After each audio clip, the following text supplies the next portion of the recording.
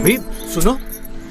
छोड़ो ना, कोई क्या कर रहे हो? अगर कोई देख लेगा ना तो हमारी पोल जल्दी ही खुल जाएगी। हेलो गाइस, स्वागत है एक नई वीडियो में। तो आज मैं आप लोग को उल्लू की सबसे ज़बरदस्त वेब सीरीज़ चरमसुख चौल हाउस के पार्ट 2 के बारे में बताने वाला हूं। अगर आप लोगों ने इसका पार्ट 1 नहीं देखा है तो जाके मेरे चैनल पर देख लीजिए।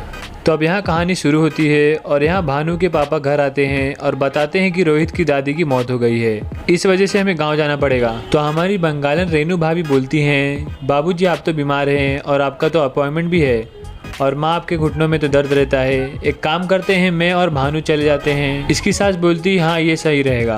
अभी भानु को फ़ोन करती है और बोलती है आप अपनी ऑफिस से छुट्टी ले लो और उसको पूरी बात बताती है। अब ये लोग अगले दिन गांव के लिए निकल जाते हैं।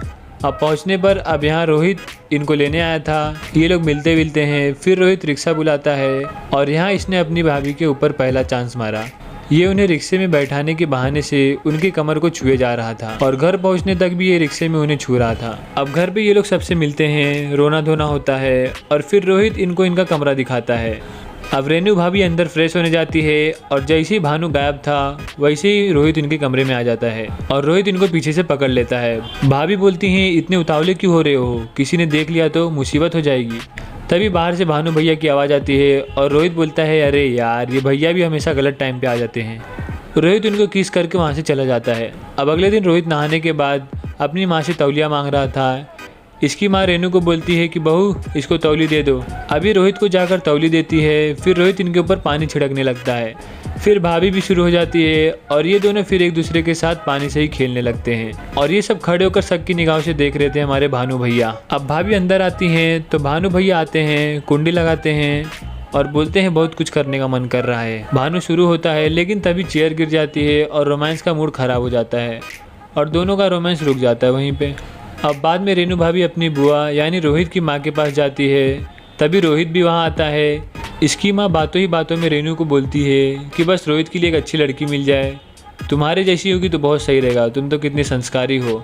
रोहित बोलता है ढूंढने की क्या ज़रूरत है, बाजू में ही है, मतलब आप बोलोगी तो भाभी कुछ दिनों के लिए तो रुक ही जाएंगे यहाँ पे। इसकी माँ बोलती है कहाँ, ये शहर के लोग यहाँ कैसे रुक पाएंगे। अब भानु भैया आते हैं, वो भी थोड़ा बहुत बातें करते हैं। अब भाभी और उसकी बुआ दोनों अंदर खाना बनाने चली जाती हैं। अब कुछ देर बाद भाभी और बुआ खाना बनाकर लाती है। फिर उसके बाद रोहित भानु फूफा जी खाना खाते हैं। अब खाना खाने के बाद रोहित यहाँ हाथ धो रहा था तो भाभी भी हाथ धोने आई थी। रोहित यहाँ वहाँ नज़र फेरता है और उसे कोई नहीं दिखाई देता है तो ये फिर से भाभी को छूने होने लगता है। भाभी बोलती है कोई देख लेगा। रोहित बोलता है अब मुझसे कंट्रोल नहीं होता। तभी भाभी फिसलती है और रोहित उन्हें फुल फिल्मी अंदाज में पकड़ लेता है और तभी अचानक से भानु भैया आ जाते हैं और बोलते हैं देख के अभी तुम गिर जाती तो वो तो अच्छा हुआ रोहित ने तुम्हें पकड़ लिया। भाभी बोलती है बस आपके बारे में ही बात कर रहे थे, तुम हाथ धोने आई थी ना, इतनी देर से क्या बात कर रहे थे तुम दोनों। और कुछ बहाना बना लेते हैं ये दोनों मिलके और भानु मान लेता है, लेकिन ऐसा सिर्फ भाभी और रोहित को ही लग रहा था क्योंकि अब भानु भैया की नज़र सिर्फ इन दोनों पे ही थी।